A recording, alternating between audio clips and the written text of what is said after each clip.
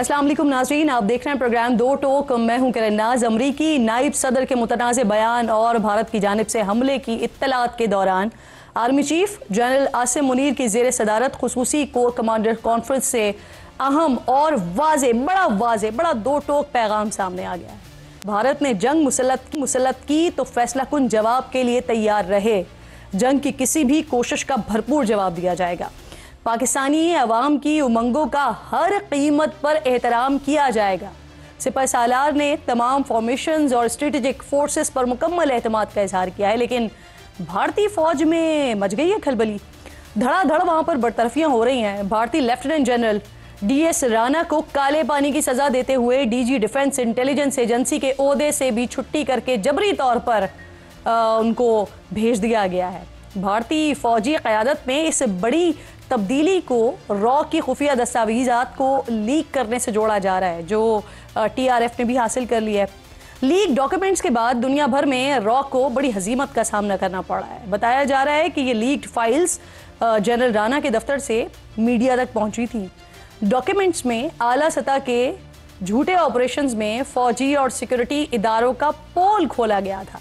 General Rana की इस बेइज्जती और बेतौकीरी से भारतीय फौज का मोरल बुरी तरह मुतासर हुआ है। कल द रेजिस्टेंस फ्रंट ने रॉ से मुतालिक खुफिया दस्तावेजात लीक करके इंडियन खुफिया इदारे के झूठ का जो भांडा है वो भी चौराहे फोड़ा था। इन दस्तावेजात में नाज़रीन जिला अनंतनाग में एक ऑपरेशन की मनसूबाबंदी का प्लान बनाया गया था, जिसके तहत इंडियन मीडिया को 36 से 48 घंटे पहले मुतहर्रिक किया जाना था और सयाहों की आमदोरफ्त की निगरानी के बहाने फील्ड ऑपरेटर्स तैनात किए जाने थे। लीक मंसूबे के मुताबिक हमले के 2 से 4 घंटों के अंदर मसनूई जहानत के जरिए गवाहों के बयानात जमा किए जाने समेत गैर वाज़े वीडियो से तस्वीर दोबारा तैयार की जानी थी और 200 से ज़ायद सोशल मीडिया अकाउंट्स के जरिए गलत मालूमात फैलाने की मुहिम चलाई जानी थी। इस सारे फ्रॉड ऑपरेशन का मकसद जो है ना वो पाकिस्तान पर इल्ज़ामात आयद करना और बहस को कश्मीर से हटाकर मुबैना आलमी मजहबी साजिशों की तरफ मोड़ना था। लेकिन वो कहते हैं ना कि जो झूठ होता है पाँव नहीं होते उसके। इससे पहले भारतीय फ़ज़ाइया के vice chief of air staff SP Dharkar को ओहदे से हटाया गया था। एयर मार्शल मंगल की रात मकबूजा कश्मीर में रफ़ाएल तैयारों की जारहाना परवाज़ों के निगरान थे, लेकिन पाक फ़ज़ाइया की जानिब से रफ़ाएल तैयारों को फौरी और मौसर अंदाज में रोके जाने के बाद एयर मार्शल SP धारकर की पेशावराना सलाहियतों पर सवाल उठाए जा रहे थे। भारतीय फ़ज़ाइया के नायब सरबरा ने अपने पायलट्स की रफ़ाएल हैंडलिंग पर अदम इत्मीनान का इजहार किया, क्योंकि भारतीय रफ़ाएल तैयारे पाकिस्तानी जदीद रडार्स के सामने बेबस हो गए थे और लाइन ऑफ कंट्रोल को जारहाना तौर पर खोजने का टास्क लिए रफ़ाएल को पाकिस्तानी रडार्स ने जैम कर दिया था। नायब एयर सरबरा की तब्दीली ये बहुत बड़ी बौखलाहट का वाज़ेह सबूत है।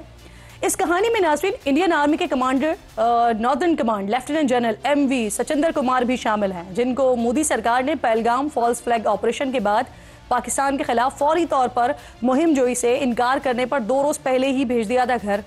इंडियन फौज इस वक्त शदीद दबाव का शिकार है। सिपाही से लेकर कमांडर्स तक का मोरल डाउन नज़र आ रहा है और ऐसे में अमरीकी नायब सदर ने मुतनाज़ बयान देकर शायद भारत को एक मौका दिया है कि वो फेस सेविंग कर ले। JD वेंस ने अपने इंटरव्यू में कहा कि हमें उम्मीद है कि भारत इस दहशतगर्दाना हमले का इस तरह जवाब देगा जिससे वसी तर इलाकाई तनाज़े पैदा ना हो। कल तक अमेरिका न्यूट्रल रहने की बात कर रहा था, भारत को जारहाना कार्रवाइयों से बाज रहने का पैगाम दे रहा था और ऐसे में अमरीकी नायब सदर का इस तरह का बयान आ जाना ये इंतहाई तशवीशनाक है। क्या ये बयान अमरीकी नायब सदर का ज़ाती है या फिर अमरीकी पॉलिसी है, इसकी वजाहत तो अब तक नहीं आई है, लेकिन बयान के दरमियान एक खबर ज़रूर सामने आई है। भारत ने कल अमेरिका के साथ तकरीबन 13 करोड़ 10 लाख अमरीकी डॉलर्स का एक दिफाई मुआहदा किया है। ये मुआहदा इंडो पैसिफिक मैरीटाइम डोमेन और इससे मुतालिका साजो सामान की मुमकिन खरीदारी का है। हम नाज़रीन समझ सकते हैं कि भारत अपना दिफाई साजो सामान सबसे ज़्यादा रूस और दूसरे नंबर पर अमेरिका से लेता है और अमरीकी कोशिश रही है कि भारत इससे मज़ीद डॉलर्स के हथियार ख़रीदे। अब हम समझ सकते हैं डॉलर्स की खुशबू हर तरह की इंसानियत को, हकीकत को और सच्चाई को ख़त्म कर देती है और डॉलर्स की जो भूख होती है वो इन सब चीज़ों से बढ़कर होती है।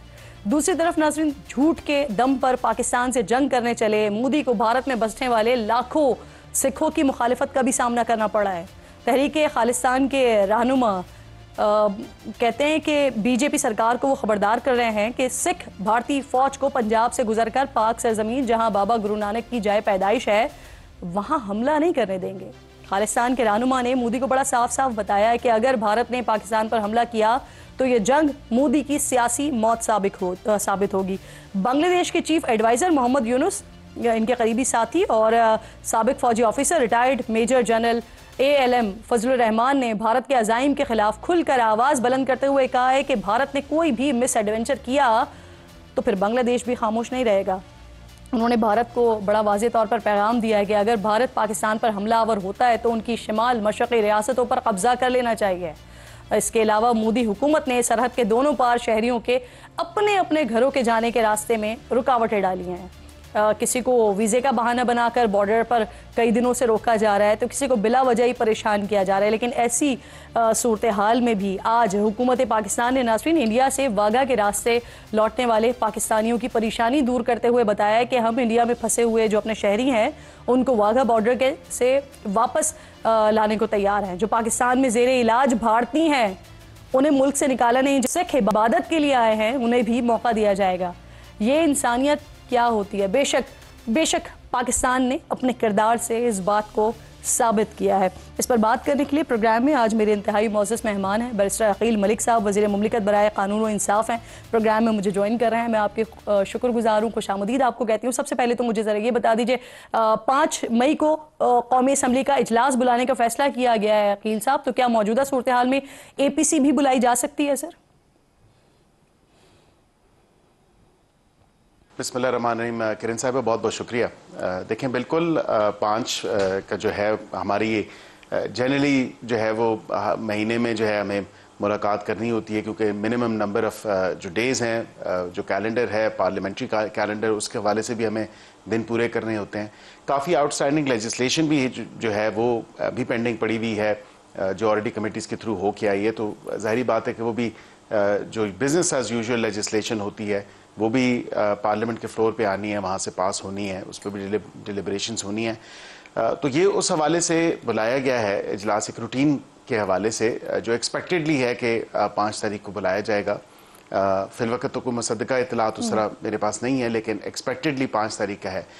दूसरा जो आपने APC की बात की तो मैं उसको खारिज इम्कान नहीं कहूँगा, और उसकी वजह यह है कि ये एक ऐसा मसला है नेशनल सिक्योरिटी का जिस पर तमाम सियासी जमातें मुत्तफ़िक हैं और मुत्तहद हैं।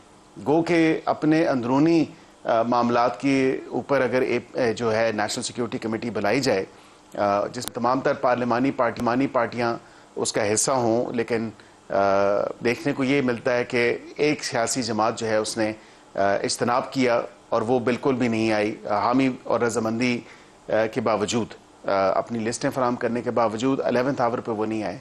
पर मैं उम्मीद करता हूँ कि अगर APC बुलाई जाती है, जिसका मुझे यकीन भी है कि वो बुलाई जाएगी इस तमाम तर मामले के ऊपर, बिकॉज सेंसिटिविटी और सीरियसनेस इस मामले की इस तरह की है कि इस जमातों को बिल्कुल जो पार्लियामेंट के अंदर मौजूद हैं उनको from the floor of the parliament और अदरवाइज भी बिल्कुल APC बुलानी चाहिए इस तमाम तर मामले के ऊपर, और उनकी भी अगर कोई गुजारिशात हैं तो उनको भी सामने रखना चाहिए। वैसे 5 तारीख को एक्सपेक्टेडली जो बुलाया जाना है उस पर मुत्तफ़िका तौर पे रेजोल्यूशन भी आएगी जिस तरह सेनेट के थ्रू आई, और नेशनल सिक्योरिटी पे किसी किस्म का जो है वो ना तो कोई कॉम्प्रोमाइज़ है और ना ही उसको लाइटली लिया जाए। अच्छा अकील साहब, इस सारे तनाजुर में मियाँ साहब के हवाले से भी एक बात की जा रही है कि वो शायद हुकूमत की जो पॉलिसी है उससे खुश नहीं है और वो चाह रहे हैं कि जारहाना पॉलिसी छोड़कर बातचीत का चैनल ओपन किया जाए। तो इससे जरा कंफर्म कर दीजिएगा, मियाँ साहब खुश नहीं है हुकूमत की पॉलिसी से? नहीं, देखें इसमें तो कोई ऐसी इतलात नहीं है, और मियाँ साहब की अपनी स्टेटमेंट भी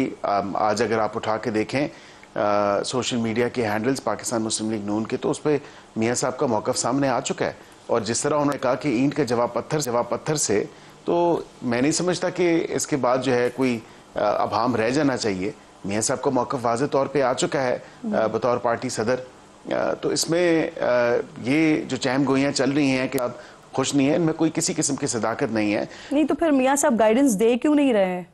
नहीं, बिल्कुल मुलाकात हुई थी। आपको याद होगा मीडिया पे भी रिपोर्ट हुई थी, सीएम साहिबा की भी मुलाकात हुई थी, प्राइम मिनिस्टर साहब की मुलाकात हुई थी, और उन्होंने बिल्कुल इस मसले के ऊपर तमाम तर जो मामला था, मियाँ साहब की गाइडेंस मौजूद थी। मियाँ साहब ने बिल्कुल सपोर्ट किया है जो हुकूमत इक़दाम उठा रही है, जिस तरह हुकूमत ने रिस्पॉन्ड किया है डिप्लोमेटिक फ्रंट पे, मिलिट्री फ्रंट पे, दीगर फ्रंट्स पे, इस तमाम तर इशू के ऊपर। तो मियाँ साहब ने बिल्कुल उनकी सपोर्ट है, उन्हीं की गाइडेंस के साथ जो है वो हम चल रहे हैं। ये फरमाइएगा सर, इस वक्त मौजूदा सूरत हाल में जंग का कितने फीसद इम्कान है? क्योंकि 2 रोज पहले वजीर इत्तलात की तरफ से रात के एक पहर होती है एक प्रेस कॉन्फ्रेंस, और उसमें बताया जाता है कि कितने घंटों में खतरा मौजूद है। अब भी है ये इम्कान? उस वक्त जब रात के उस पहर में वजीर इत्तलात ने प्रेस कॉन्फ्रेंस की थी, तो एक रियल टाइम थ्रेट थी उस तमाम तर ऑल्टरकेशन के ऊपर, जो LAC के ऊपर तमाम तर मामला हो रहा था, और वो उन्होंने शेयर किया कौम से भी, और तमाम तर इंटरनेशनल कम्युनिटी को बावर करवाया कि हम एग्रेसर नहीं हैं, हम बिल्कुल वी आर बीइंग अग्रेस्ड अपॉन। यहाँ पे हम अपने सेल्फ डिफेंस में हत्तल इम्कान जो हमारी कोशिश होगी, हम हर मुमकिन कोशिश करेंगे कि हम कभी भी किसी पे एग्रेस ना करें, कभी भी खुद पहल ना करें इस मामले के ऊपर। लेकिन अगर हमारे ऊपर किसी किस्म का मिस एडवेंचर किसी भी तरफ से हुआ तो हम उसका पूरा जवाब देंगे, बल्कि पूरा हम उससे 2 हाथ आगे जाके जो है आपको रिस्पॉन्ड करें। और मलिक साहब, ये खतरा आज भी मौजूद है, खास तौर पर जिस तरह का नायब सदर का स्टेटमेंट आया है सामने उसके बाद? देखें, पास्ट अगर एक ट्रैक रिकॉर्ड से देखें तो भारत ने पुलवामा वाले भी तमाम तर मामले पे 10 से 12 दिन लिए थे। आज गालबन मेरे ख्याल से इस तमाम तर अफसोसनाक वाक़े के बाद 11 दिन है, 10वां या 11वां दिन है। तो मैं समझता हूँ अभी भी तमाम तर मामला है, और मेरे लिए ये एक बड़ी अलार्मिंग बात है जो इंटरव्यू अमेरिका के नायब सदर ने दिया है, जो उन्होंने कहा है कि भारत अपना जो भी एक्शन करना है वो करे। उसके बाद मतलब ये तो हमने तो एक पेशकश की है कि एक impartial independent international investigation inquiry होनी चाहिए। पाकिस्तान के दिल में तो चोर नहीं है, पाकिस्तान ने तो नहीं किया जो इल्जामात भारत ने लगाए, वरना ही तो हम ये पेशकश क्यों करते। वजीर आजम ने पेशकश क्यों की? इसीलिए की कि Pakistan has no role to play in any of this. तो हमें अगर इस तरह तमाम तर मामला होगा तो बिल्कुल आज आपने देखा कि जो मुख्तलिफ हवालों से, जो अफवाज पाकिस्तान के हवाले से भी जिस तरह उनकी भी फॉर्मेशन कमांडर्स की मीटिंग हुई है या दीगर विजिट्स हुए हैं चीफ ऑफ आर्मी स्टाफ साहब के, तो बिल्कुल हम रिस्पॉन्ड करेंगे। हम अपनी सॉवरेनिटी पे, इंटीग्रिटी पे और कॉम्प्रोमाइज नेशनल सिक्योरिटी पे बिल्कुल कतई नहीं बिल्कुल दुरुस्त, बिल्कुल दुरुस्त। अच्छा, ये फरमाइए, इस सिचुएशन को नॉर्मलाइज करने के लिए हालात में जो संजीदगी है, जो मामलात हैं उसको, कशीदगी को कम करने के लिए क्या UAE, ईरान, सऊदी अरब वगैरह भी किरदार अदा कर रहे हैं? जी बिल्कुल, सऊदी अरेबिया ने बड़ा मुस्बत किरदार अदा किया है, और बिल्कुल जो अपना किरदार है वो अदा कर रहे हैं। दीगर दोस्त ममालिक भी जो हैं इसमें बिल्कुल कर रहे हैं अपना किरदार अदा, और उनको करना भी चाहिए, क्योंकि हमने अपने डिप्लोमेटिक फ्रंट पे पाकिस्तान को ने जो इस दफ़ा डिप्लोमेटिकली गेन किया है, अगर आप देखें कि दफ्तर खारजा की तरफ से या बैनुल-अक़वामी कम्युनिटी, उन्होंने इंडिया की किसी एक इल्ज़ाम के ऊपर कान नहीं धरा, और पाकिस्तान ने विद फैक्ट्स, विद प्रूफ जो है तमाम तर ये मामला जो है पूरी बैनुल-अक़वामी कम्युनिटी के सामने रखा, और पाकिस्तान के जो मौक़िफ़ है उसकी तक़वियत मिली, उसको पजीराई मिली कि पाकिस्तान वाक़तन ये सबूतों के साथ जो है ये तमाम तर मामला पेश कर रहा है। तो इकोनॉमिस्ट देख लें, न्यूयॉर्क टाइम्स देख लें, दीगर BBC को देख लें, तमाम जो बैनुल-अक़वामी जरीदे हैं उन्होंने भी यही बात की। उन्होंने कहा कि भारत बिल्कुल reserves the right to respond, लेकिन पहले सबूतों पे पहले कोई ऐसी चीज सब्सटैंशिएट तो करे जो वो इल्जाम लगा रहा है। सर, परसों हमने देखा एक कौमी सलामती के मुशीर का इजाफी ओहदा DG ISI को दिया गया, और इसके बाद ये कहा जा रहा था कि बातचीत के लिए ये माहौल, साजगार माहौल बनाया जा रहा है, लेकिन कल नफी की वजीर दिफा ने इस बात की, और साथ साथ उन्होंने ये भी कहा कि बातचीत ही वाहिद हल है। तो रास्ते खुले हुए हैं बातचीत के?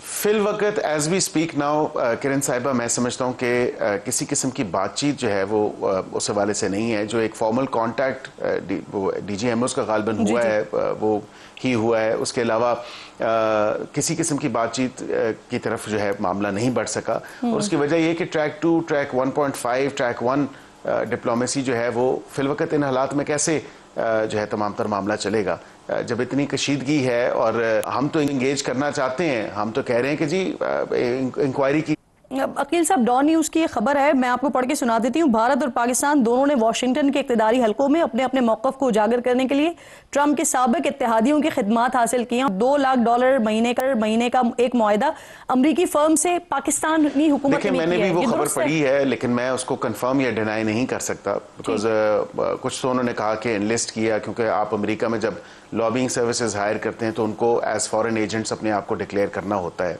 स्टेट डिपार्टमेंट के साथ। गालिबन इंडिया का उन्होंने बताया कि इतनी अमाउंट के वो पैसे दे रहे हैं अपने लॉबिस्ट को, और पाकिस्तान का जो एलिजिडली बात सामने आई है, लेकिन कंफर्मेशन या उसको डिनाई नहीं कर सकता, बिकॉज मेरे इल्म में नहीं। अच्छा अकील साहब, इंडस वाटर ट्रीटी पर पाकिस्तान ने बाकायदा सिफारती जराए से भारत को नोटिस देने का फैसला किया है, तो ये कब तक होगा सर?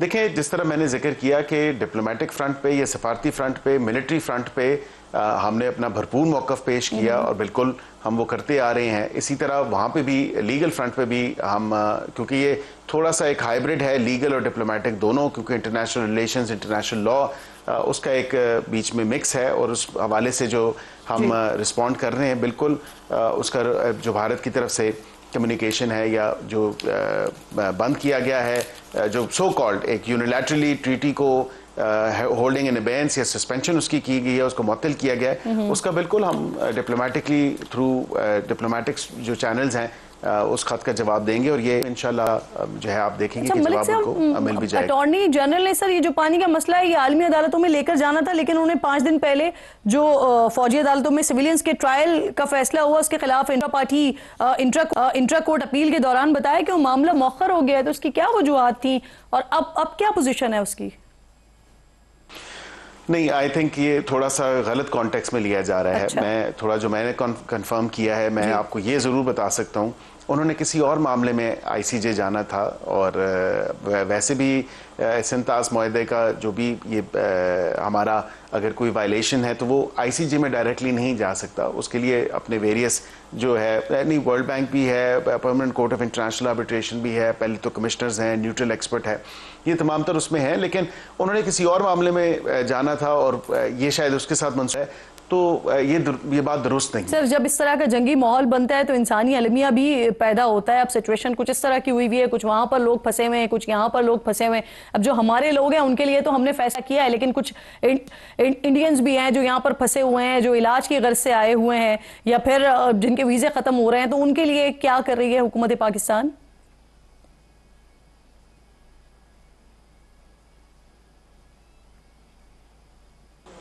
देखिए, हमने जो लोग यहाँ पे इलाज कराने आए हैं, जो भारतीय शहरी यहाँ पे ज़ेर इलाज हैं, हमने उनको ह्यूमैनिटेरियन बेसिस पे इस पॉलिसी का इतलाक जो है उन पे नहीं किया, क्योंकि ऑब्वियसली वो अंडर ट्रीटमेंट हैं। इसी तरह सिख यात्रियों के ऊपर हमने उनको इस्तिस्ना दी कि जो सिख यात्री यहाँ पे आते हैं, जो भारतीय शहरी हैं, भारतीय पासपोर्ट रखते हैं, उनको भी इससे इस्तिस्ना किया। तो कम से कम हमारी तरफ से देखें कि एक ह्यूमैनिटेरियन अप्रोच है, एक ह्यूमैनिटेरियन पॉलिसी को जो है हमने फ़रोग़ दिया और उसको आगे बढ़ाया है। जहाँ पे भारत को देखें तो भारत ने तो ना आओ देखा ना ताओ देखा, और इल्ज़ामात भी लगाए, और इस तमाम तर मामले पे अभी तो शायद भी नहीं हुई थी, तो वो लोगों को वहीं पे बॉर्डर बंद करके उन्होंने आने भी नहीं दिया। बिल्कुल ठीक, बिल्कुल ठीक। बहुत बहुत शुक्रिया आपका। बैरिस्टर अकील मलिक साहब प्रोग्राम में साथ मौजूद थे, और अब तक हुकूमत पाकिस्तान इस सारे मामले को किस तरह से देख रही है और किस तरह से फ्रंट फुट से हम लीड कर रहे हैं सारे मामले को, इस पर बात हो रही थी। शेख वकास अकरम साहब जो कि पाकिस्तान तहरीक इंसाफ के सेक्रेटरी इंफॉर्मेशन है, प्रोग्राम में मुझे ज्वाइन कर रहे हैं। मैं आपकी बेहद शुक्रगुजार हूँ शेख साहब। सबसे पहले ज़रा जो इस वक्त सिचुएशन चल रही है इस पर इमरान खान का मौक़िफ़ क्या है, और पाकिस्तान की जानिब से जो अहम फैसले हो रहे हैं उन अहम फैसलों को किस तरह से देख रहे हैं आप? देखिए, पहली बात बड़ा वाज़ेह है, खान साहब ये समझते हैं कि this is the time to unite nation, and the whole nation जो है should be and it has to be unified. और ऐसा कदम, कोई भी ऐसा अमल जो पाकिस्तान में कौम को तकसीम कर रहा है और डिविजन्स क्रिएट कर रहा है, खान साहब ने उस पे से उस अमल को रोकने के लिए जोर दिया। उन्होंने कहा कि ये अमल रोकने चाहिए, कौम को यूनाइटेड होना चाहिए, यूनिफाई होना चाहिए। उसकी वजह यह है कि वो समझते हैं कि नवाज शरीफ और जरदारी ये कोई ऐसी शख्सियात या पार्टियां नहीं हैं जो कौम को यकजा कर सकते हैं। इनके स्टेक्स इस मुल्क में नहीं है। इन्होंने हॉस्पिटल भी जाना हो तो वो भी इलाज भी इनके मुल्क से बाहर होते हैं। इनका क्या है, ये तो जिस वक्त हालात बहुत ज्यादा बुरे खुदा ना खास्ता हो गए तो मुल्क छोड़ के चले जाए। और वैसे भी वो हकीकी हुक्मरान नहीं है।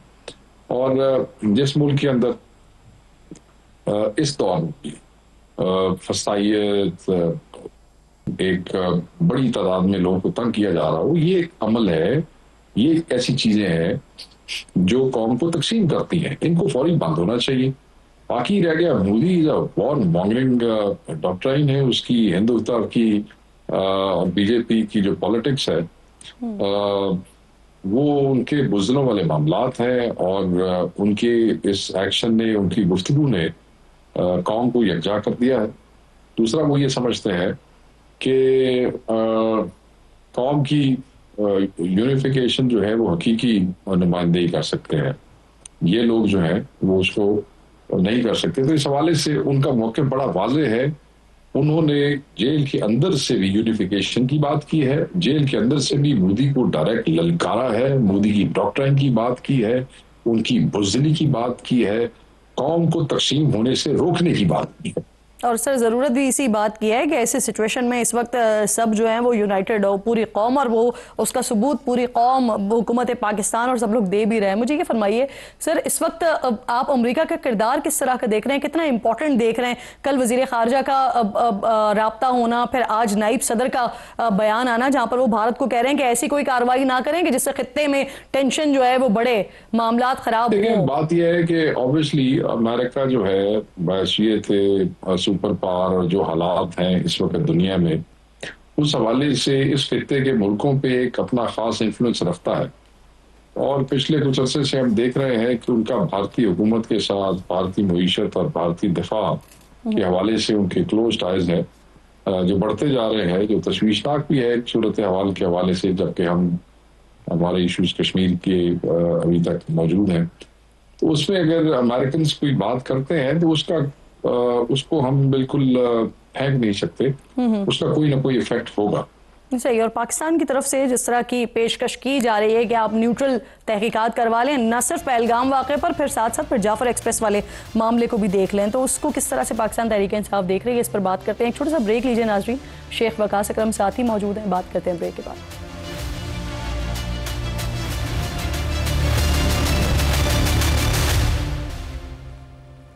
प्रोग्राम में एक बार फिर आपको खुशामदीद कहती हूँ। मौजूदा जो सिचुएशन है इस पर पाकिस्तान तहरीक इंसाफ का क्या मौक़िफ़ है, इस पर बात करने के लिए शेख वकास अकरम साहब साथ मौजूद हैं। शेख साहब, जिस तरह से पाकिस्तान ने ऑफ़र की है अक़वाम मुत्तहिदा का कमीशन बनाने की, आपको लगता है कि भारत इसके लिए तैयार होगा? क्योंकि जो उखाड़ पिछाड़ इस वक्त भारत में चल रही है, या जिस तरह से उनके साबिक गवर्नर, मकबूजा कश्मीर के गवर्नर हों या फिर साबिक रॉ के चीफ हों, जिस तरह के स्टेटमेंट्स उनकी तरफ से आ रहे हैं, क्या लगता है आपको?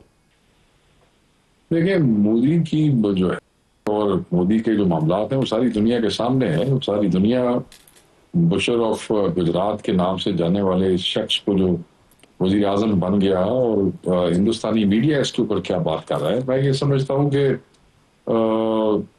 अपने आप को खुद ब खुद सफाई देते हुए पेश कर देना कि जी हमारी आप इंडिपेंडेंट इन्वेस्टिगेशन करा रहे हैं, ये हमारी हुकूमत की भी कोई मतलब ये कमजोरी वाली बात की इन्होंने, ये बात बनती नहीं थी। अब आप इस सवाल में देखें ना कि क्या वो मानेंगे या नहीं मानेंगे। लेट्स से वो नहीं मानते तो आपके पल्ले क्या रहेगा? आपको ये खुद ब खुद दौड़ के अपनी सफाइयां देने की क्या जरूरत है? ये तो ऐसे ही है जैसे यूसुफ रजा गिलानी ने हैसियत प्राइम मिनिस्टर कहा था कि जी मैं DGISI भिजवा देता हूँ इंडिया में, याद है आपको? तो वो वहां जाके जो है जवाब देते हैं, फिर काफी लान तान हुई थी और फिर उनको अपनी ये स्टेट में स्टांस तब्दील। ये प्राइम मिनिस्टर भी कमजोरी वाली गल की थी ना। सर, हुकूमत की जानिब से 5 मई को कौमी असम्बली का इजलास बुलाया गया है, तो हुकूमत पाकिस्तान के साथ पाकिस्तान तहरीक इंसाफ खड़ी होगी? क्योंकि इस वक्त मसला हुकूमतों का नहीं है, इंटरनल इश्यूज नहीं है, पाकिस्तान का मसला है। हम बॉर्डर पे लड़ने वाले हर सिपाही के साथ खड़े, हम बॉर्डर पे लड़ने वाले हर फौजी के साथ खड़े, हम हर वो बच्चा, हर वो औरत, हर वो मर्द जो पाकिस्तान की हिफाजत के लिए खड़ा है, बॉर्डर पे खड़ा है, मौजूद है, हम उसके साथ। हम किसी हुकूमत के पीछे नहीं है। हम ये समझते हैं कि ये हुकूमत जो कि फॉर्म 47 की हुकूमत है, ये हुकूमत जो जाली मैंडेट वाली हुकूमत है, इस हुकूमत के वजीर दिफा ख्वाजा आसिफ जैसे वज़रा जो पाकिस्तान को बदनाम कर रहे हैं इस दौर में भी, जब वो कहते हैं कि we have been doing dirty work for last 30 years, a sentence which is being used and abused against Pakistan in the United Nations.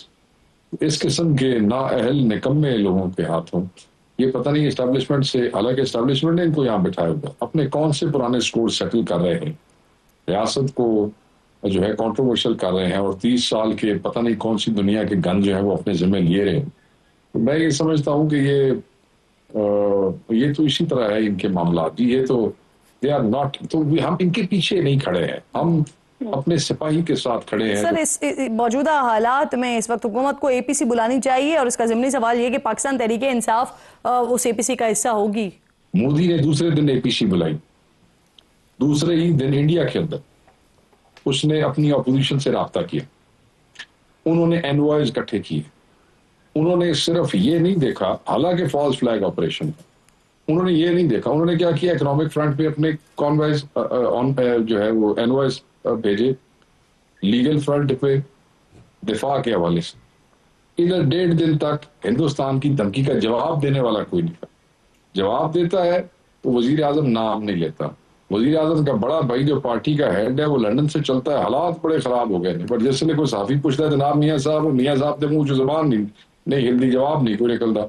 ठीक है जी, अच्छा क्या कर रहे हैं ये उस प्रोपेगेंडे को काउंटर करने के लिए? कितने एनवॉयज इन्होंने भेजे हैं दुनिया के मुख्तलिफ मुल्कों में, यूएन में, कॉमनवेल्थ में, मुख्तलिफ इदारों के अंदर, जहां वो इंडियंस के फॉल्स प्रोपेगेंडे का सामना कर सकें। तो क्लूलेस है, समझ ही नहीं आया। मैं बाजी में इन्होंने बहा दिता गया सी ना, बस ठीक है तुम बह जाओ तो काम चलाओ। ये कहते हैं कि somebody else will take care of this for them. It is not like that. Sir, all parties conference बुलानी चाहिए इस वक्त, एपीसी बुलाए हुकूमत, और साथ इमरान खान साहब को बुलाए उसके अंदर, ताकि कौम की यूनिफिकेशन जो है वो दुनिया देखे। तो और इमरान खान नहीं होते तो क्या पीसी इसके हिस्सा नहीं होंगे आप? देखिए, इसका फैसला तो पॉलिटिकल कमेटी और इमरान खान साहब खुद कर सकते हैं, मगर ये है कि इमरान खान के बगैर एपीसी बेसूद होगी ना जी, बेनतीजा होगी। जी, अच्छा सर, मुझे कि अब्दुल समद याकूब के बारे में भी बता दीजिए। आपके जितने भी लोग आ रहे हैं मैं उनसे ये सवाल कर तो रही हूँ, आजकल भारतीय मीडिया पर जिस तरह के प्रोपेगेंडा हो रहा है, जो बातें हो रही हैं, ऐसे में जब भारत को मुंह तोड़ जवाब देना चाहिए, ये जाकर जिस तरह की बातें कर रहे हैं, वो इस पर क्यों आपकी पार्टी एक्शन नहीं ले रही है इनके खिलाफ? मैं नहीं जानता जी इन साहब को, मुझे कल किसी ने कोई क्लिप भेजा है जी, तो मैंने देखा है, शक्ल तो जारी पहचानी लगती है, मगर मैंने उनको कभी पिछले 1.5-2 साल के दौरान किसी मार्च में, किसी रैली में, किसी जलसे में, मेरे ज़हन में नहीं है। मैंने वो आगे पार्टी के जो हमारे दोस्त हैं पुराने, उनको भेजा है कि कौन है, और एक ही कह रहा है कुछ गल्ला जड़ियाँ ने, वो कोई मतलब है। देखें, जहाँ तक हुकूमत का ताल्लुक है, खान के आपने अल्फाज देखे जो खान का पैगाम आया, खान साहब ने कितना मतलब स्टेट्समैन होने का सबूत दिया है। इतनी मुखालफत, इतनी नाराजगी के बावजूद खान ने कैसे अल्फाज चुने हैं कि यार तकसीम का अमल करने वालों को चाहिए कि वो ऐसे काम बंद कर दें जिससे कौम में तकसीम पैदा। कितने मतलब आला किस्म के अल्फाज उन्होंने इस्तेमाल किया सारी सिचुएशन में, यूनिफिकेशन का पैगाम दिया। तो अगर कोई आदमी जिससे मुल्क का नुकसान हो रहा है, देखें ना, नाराजगियां, लड़ाइयां हैं और रहेंगी, जो जुल्म मजालिम हमारे साथ हुए हैं वो तो चलेगा काम, मगर बहरहाल मुल्क है तो सब कुछ है। इमरान खान साहब ये कहते हैं पाकिस्तान के अगेंस्ट जो कोई बात भी करेगा तो वो भी रिकॉर्ड का हिस्सा बन जाएगा। ये ऐसी सिचुएशन है। अब्दुल समद याकूब के खिलाफ एक्शन लेंगे आप? मैं इंफॉर्मेशन सेक्रेटरी हूँ पार्टी का, तो मेरे तो पूरा वो एक हायरार्की या जो भी वो कोई इंसाफ का मेरे विंग में तो कोई ओहदा इनके पास नहीं है। So he does not represent the information wing, not at all. Mother party में भी उनके पास कोई ओहदा नहीं है, तो मुझे नहीं समझ आ रही कि वो किस उसमें है, मगर बहरहाल चीजें हमारे तक पहुंची हैं, सेक्रेटरी जनरल साहब फॉरवर्ड करनी है, उस पर आज वो कोई फैसला करेंगे तो मैं इंशाल्लाह ताला वो पब्लिश करेंगे। चलें, ठीक, बिल्कुल ठीक। बहुत बहुत शुक्रिया आपका शेख वकास अकरम साहब, प्रोग्राम में आप साथ मौजूद थे, आप गुफ्तगू कर रहे थे। एक छोटा सा ब्रेक लीजिए नाज़रीन, ब्रेक के बाद वापस आते हैं। तो भारत हमेशा इस तरह के फॉल्स फ्लैग ऑपरेशन करता है और पाकिस्तान के ऊपर इसके इल्ज़ामात डालता है, लेकिन कश्मीर में भारत कब से क्या क्या कर रहा है, इस पर ज़रा तफसील से बात करते हैं एक छोटे से ब्रेक के बाद।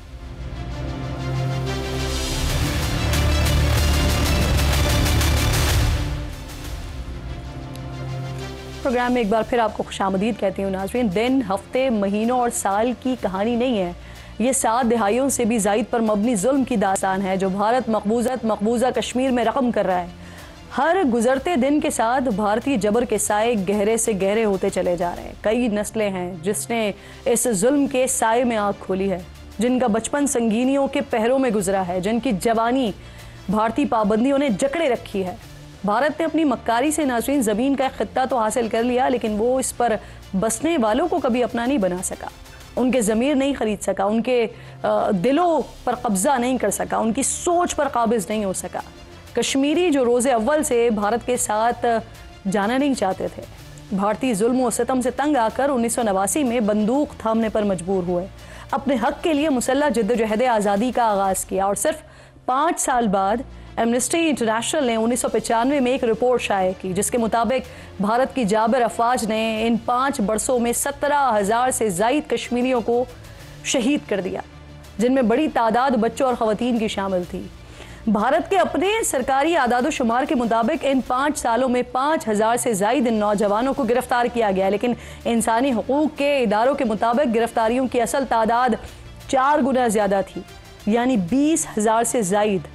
अक़ूबत खानों में इन गिरफ्तार कश्मीरी नौजवानों पर अज़ियतनाक तशद्दुद किया जाता है, नाखून उखाड़ लिए जाते हैं, नाजुक आज़ा को निशाना बनाया जाता है, करंट लगाया जाता है, जिस्म को काटा जाता है, उन पर नमक छिड़का जाता है। ऐसे ऐसे जुल्म ढाए जाते हैं इंसानियत शर्मा जाए। ऐसे जुल्म पर कोई कैसे बंदूक ना उठाए, क्यों अपनी हिफाजत के लिए हथियार ना थामे, क्यों आज़ादी के लिए जद्दोजहद ना करे। क्योंकि ये 1-2 वाक़यात नहीं है, मकबूजा कश्मीर के हर घर में, हर मोहल्ले में, हर इलाके में यही कहानी है। ये जुल्म नाज़रीन सिर्फ मर्दों तक महदूद नहीं है, घरों को संभालने वाली ख़वातीन हों, शादी के इंतज़ार में बैठी हुई बहनें हों या स्कूल जाती हुई कमसन कश्मीरी बच्चियाँ हों, सब इसका निशाना बने। इन मुसलमान कश्मीरी बहनों की पुकार पर कोई मोहम्मद बिन कासिम तो नहीं आएगा, महमूद गजनवी और सलाउद्दीन अयूबी तो लब्बैक नहीं कहेगा, लेकिन कश्मीर की इस मिट्टी से बुरहान मुजफ्फर वानी ज़रूर निकलेगा, अशफाक मजीद वानी मकबूल बट खड़ा होगा, सैयद अली गिलानी इनकी क़यादत और रहनुमाई करेगा। वक्त बदलेंगे और वक्त बदलने के साथ साथ चेहरे बदलेंगे, लेकिन मकसद नहीं बदलेगा, हौसले नहीं टूटेंगे, जिद्दोजहद आज़ादी यूं ही चलती रहेगी। नाज़रीन, इन 70 सालों में जंग के तरीक़े बदल चुके हैं, लेकिन भारत के हथकंडे नहीं बदले हैं। बेगुनाह कश्मीरियों को घर से बुलाकर गिरफ्तार करना और फिर जाली मुकाबलों में शहीद कर देना, ये सिलसिला अब तक रुका नहीं है। पहलगाम हमले के बाद यानी 26 अप्रैल को काबिज़ अफवाज ने फिर ऐसी हरकत की, एक बेगुनाह कश्मीरी अल्ताफ़ लाली को हुर्रियत कमांडर करार दिया और शहीद कर दिया। भारतीय मीडिया ने इसको काबिज़ फ़ौज की बड़ी कामयाबी के तौर पर पेश किया, लेकिन सच तो सच है ना, लाख छुपाए छुपता नहीं है। शहीद अल्ताफ़ लाली के भाई और अहले खाना ने भारतीय झूठ का पर्दा चाक किया। सिर्फ बेगुनाह मासूम कश्मीरियों को शहीद नहीं किया जा रहा, उनके सरों से छत भी छीनी जा रही है, घरों में मिस्मार किया जा रहा है, मोहल्ले के मोहल्ले गिराए जा रहे हैं। पहलगाम हमले की आड़ में अब तक दर्जनों घरों को जमीन बोस किया जा चुका है। नाज़रीन, सर से छत कब छिन जाए कोई नहीं बता सकता, किसी को कोई इल्म नहीं है। काबिज़ फ़ौज कब गोली मार दे कुछ पता नहीं है, लेकिन पाकिस्तान से मोहब्बत कम नहीं होगी। यही मोहब्बत है जो भारतीय सरकार और मीडिया से बर्दाश्त नहीं हो रही। गोदी मीडिया मकबूजा कश्मीर पर हमला आवर है, गली गली कूचा कूचा जाकर कश्मीरियों पर सवालात की बौछार हो रही है। तलाश है तो बस किसी एक ऐसे जुमले की जो भारत जिंदाबाद का नारा लगा दे, लेकिन वो कश्मीरी ही क्या जो भारत को जिंदाबाद बोल दे। कश्मीरियों की पाकिस्तान से ये जो मोहब्बत है ना नाज़रीन, ये बेवजह नहीं है, इसकी बुनियाद ला इलाहा इल्लल्लाह पर है। इसकी बुनियाद वो हिमायत है जो पाकिस्तान रोज़े अव्वल से मकबूजा कश्मीर और उसके बासियों के लिए करता है। और मुझे यकीन है कि जल्द वो दिन आएगा जब भारत को मुँह की खाना पड़ेगी, तकसीम की यह लकीर मिट जाएगी, दुनिया में आज़ाद और मकबूजा नहीं बल्कि सिर्फ कश्मीर होगा। लाल चौक पर तिरंगा नहीं बल्कि सब्ज़ हिलाली परचम लहराएगा। और इस दिन आज़ादी की ये जो पूरी दास्तान है ना, मैं पहलगाम की हसीन वादियों से आप तक पहुंचाऊंगी इंशाल्लाह। प्रोग्राम का वक्त ख़त्म हो गया है, आपसे मुलाकात होगी कल। अपना और अपने मुल्क का ख़ास ख्याल रखिए, फ़लस्तीन को, कश्मीर को अपनी दुआओं में याद रखिए। अल्लाह ने के बाद।